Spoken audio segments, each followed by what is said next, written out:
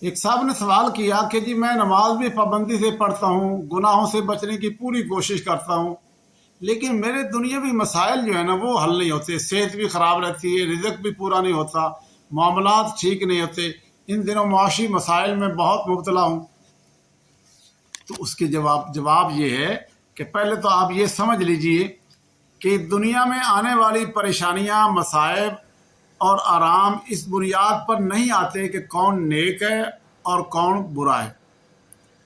یوں نہیں ہوتا کہ کچھ نیک لوگوں کی زندگی میں مسئلے خالی، نیک لوگوں کی زندگی مسئلوں سے خالی ہوتی ہے اور بدکاروں کی زندگی پریشانیوں سے بری ہوتی ہے۔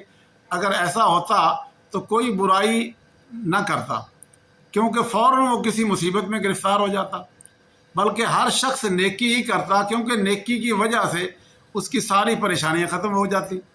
یوں وہ امتحانی اسکیم باطل ہو جاتی جس کی بنیاد اس حقیقت پر ہے کہ اس دنیا میں انسان کو اچھے برے حالات سے گزارا جائے گا اور بندہ مومن ہر حال میں اللہ سے جڑا رہے گا۔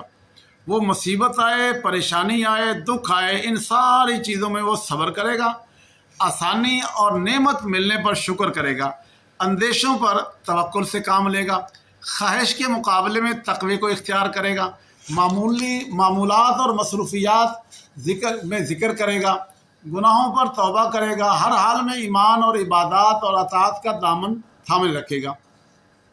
جس آدمی نے حالات سے بے نیاز ہو کر بندگی کی، ان اساسات پر خود کو خدا سے جوڑے رکھا، آخرت میں اس کی وہی فلاح پائے گا۔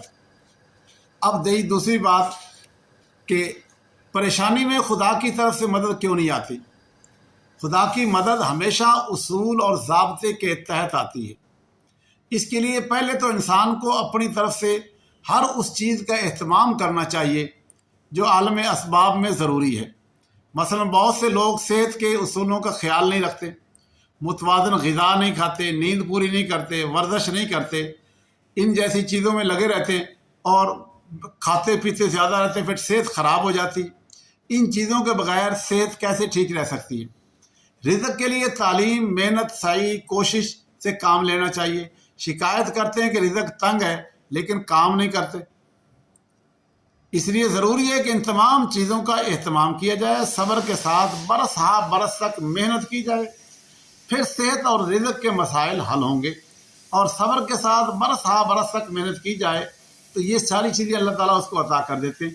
یہ چیزیں نہ ایک دن میں آتی ہیں اور نہ ہی ایک دن میں جا سکتی ہیں، ان میں وقت لگتا ہے، محنت کرنی ہوتی ہے اور ساتھ میں دعا کا اہتمام کرنا ہوتا ہے، پھر چیزیں رفتہ رفتہ ٹھیک ہو جاتی ہیں۔